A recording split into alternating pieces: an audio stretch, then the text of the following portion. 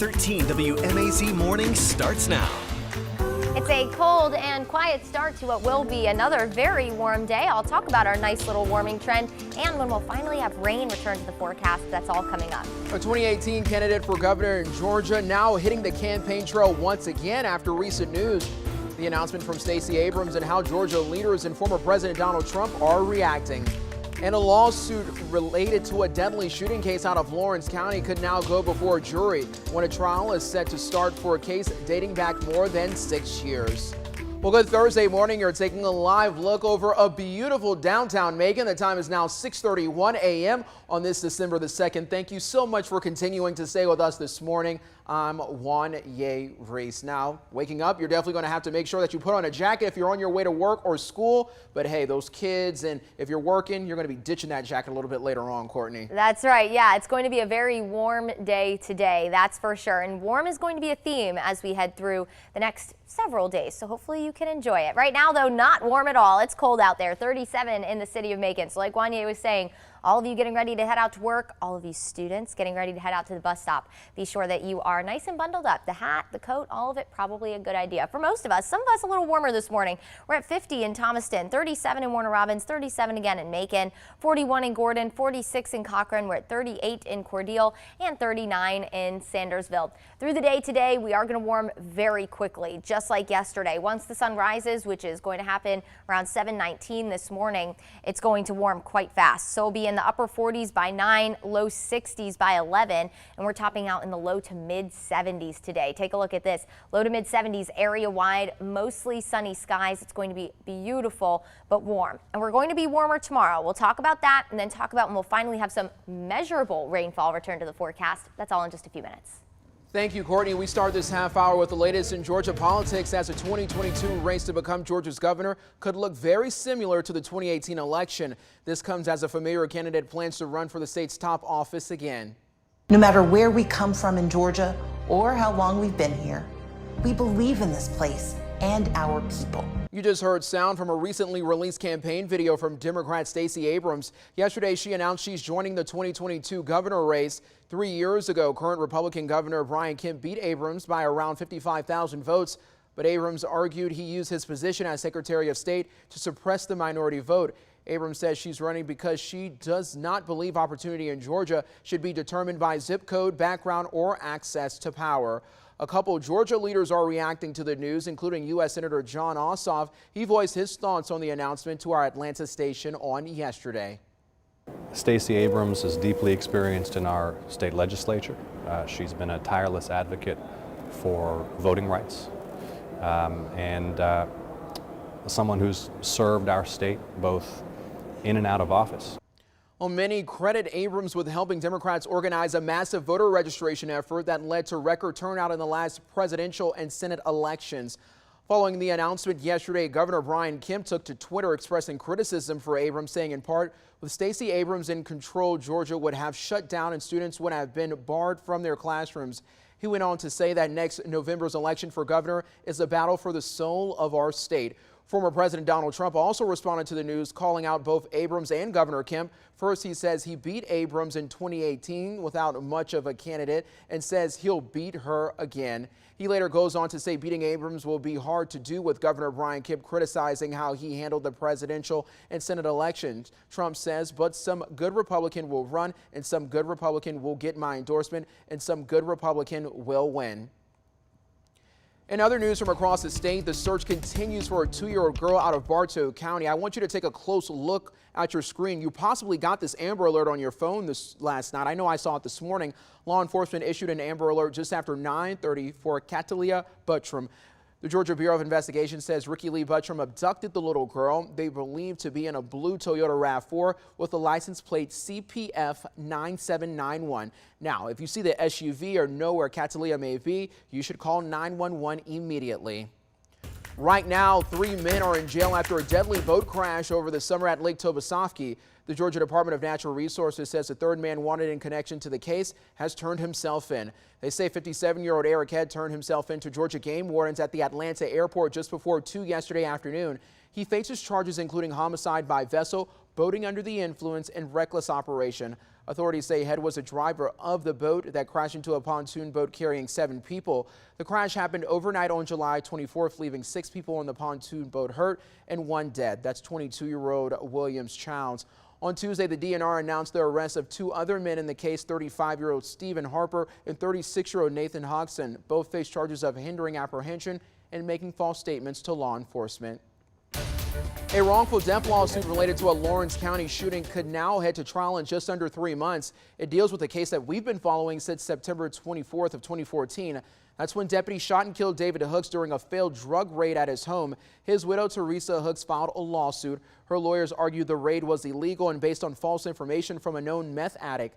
Judges dropped former Sheriff Bill Harrell and 2 others from the lawsuit, but say the case against investigator Christopher Brewer can go to trial. This week, a federal judge said jury selection will begin on February the 28th at the U.S. District Court in Dublin.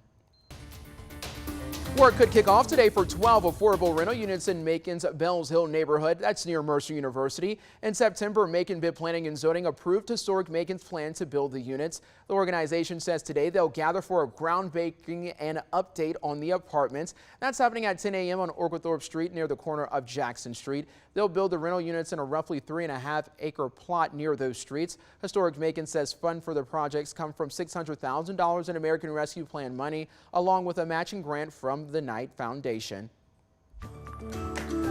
The Northeast High School basketball coach is now taking his leadership from the court into a county-wide position. The Bibb County School District recently named Kevin Grooms as the county's new athletic director. Grooms became the head basketball coach at Northeast back in 2012 and became the school's athletic director since 2017.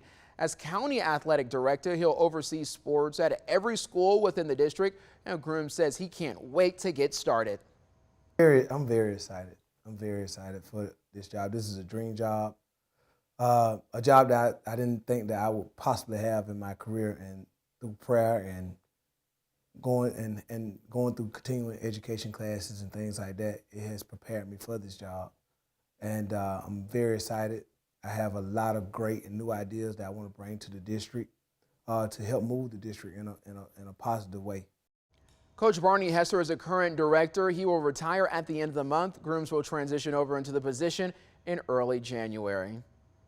Well, the time is now 6:38. A huge congratulations going out to Coach Grooms, and also for all of our educators. We appreciate all that you all do for our kids here in Central Georgia. Yes, and they are inching closer and closer to winter break, and you know they're excited. And even students, I feel like when we were in school, you know, the time between Thanksgiving and Christmas break was the countdown was like, on. Yeah, like a couple of tests, but then like Christmas movies. Exactly. You know what I mean? Christmas movies, eating popcorn, you know, doing fun Christmas things. That's and right. Now we have to adult. Yeah. Y'all, if you think adulting is all that, any students that are watching, it is. It's great. Everything about it. We love it. All the bills. Love it. They're just so fun to pay. Oh, man. All right. All right, everybody. Well, let's talk about something that actually is fun. Of course, putting up Christmas lights. Now, I guess this is debatable because putting up the Christmas lights that are just the little like standing reindeer and the Christmas trees, inflatable dogs, that's fun. But putting the lights on the top of the house, now that is a whole project. But if you are doing that today, it looks good, and it will for the rest of the weekend. So you quite literally have the green light over the next couple of days to put up lights, of course, either during the afternoon. The afternoons are going to be warm, but in the evening, when I'm sure a lot of you probably will be after work, it's going to be really great. Now this morning, a beautiful sunrise getting started here in Lawrence County. Always impressive here in Dublin. Just seems like the sky cam never fails to disappoint when we have nice and clear skies. You're looking live, of course, on top of the Fred Roberts Building, 34 to get the day started in Dublin. Dublin is the coldest spot this morning, so as you're getting ready to head out the door, just be sure that you are bundled up. The mornings are going to continue to get warmer. We didn't have quite as much cloud cover stick around through the overnight hours, so that did allow our temperatures to drop a little quicker and more than anticipated. 37 in Macon, 37 in Warner Robins, 44 in Montezuma. Notice a little warmer in Thomaston at 50, 41 in Milledgeville and in Eastman, and then 34 in Wrightsville. So Dublin and Wrightsville, you're the cold spot this morning. Congratulations. Be sure that you have the coat as you're heading out the door there. High pressure and control, that's giving us the really nice start to the day. Of course, you saw that sunrise starting to peek over the horizon, and we really had a clear sky, and that's thanks to high pressure. This will also be the culprit for our warming trend over the next couple of days. We do have a weather system well to our north, bringing snow to parts of Canada, which is typical for them this time of year. That trailing cold front not going to make it through the area, unfortunately. So that means with high pressure again dominating, we're going to be warm and even warmer as we head into tomorrow. And we'll talk about that in a second. Low to mid 70s today. Lots of sunshine. It'll be beautiful. Temperatures are going to climb very quickly. So while you'll need the jacket this morning, you are not going to need it for the afternoon. Now, of course, tonight is kicking off one of the Christmas parades. There's lots going on this weekend. You can find a full list of Christmas parades on 13WMAZ.com and on the app. And FORSYTH is tonight at 7 in their downtown area. By 5 o'clock, so when you're heading home from work, maybe getting ready to head back out to the parade, we'll be in the low 70s. And then when the parade kicks off, we'll be in the low 60s. So we'll cool pretty fast as well tonight. And by around 9 o'clock, when everything should be kind of starting to come to an end, we'll be back in the 50s. So you'll want to grab a jacket with you if you're heading out to that tonight. Now, as we go through the next few days, of course, we have First Friday in downtown Macon tomorrow. We have Macon's Christmas Parade Sunday, Perry's. We have Warner Robins Christmas Parade. Lots. The weather's going to be great. No rain to rain on any parades this weekend. We'll be in the mid to upper 70s tomorrow, low 70s through the weekend. What you're going to notice most about the next few days is just some extra cloud cover. That's going to about do it. Now, as we head into the start of next week, we're finally looking ahead to a rain chance, and not only just rain, but measurable rainfall. So by Monday afternoon, scattered showers will be possible. That front fizzles apart, the front that's going to bring us some rain. So if you're north of Macon, expect a little bit of a better coverage. You have the potential for a better coverage of rain on Monday. And then here comes another front as we head into the middle and end of next week. So next week, between Monday and Thursday, we could pick up about ½ an inch to an inch of rain, which would be much welcomed after quite the dry stretch and dry November that we had. Low to mid 70s and dry through the weekend, today through the weekend. And then rain returns next week and temperatures will drop back into the 60s.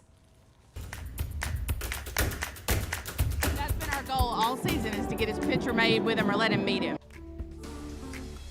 As mission accomplished, one young fan can now check meeting a Georgia Bulldogs defensive lineman off his wish list. Why meeting the player was so special, that story is coming up around 6:45 a.m.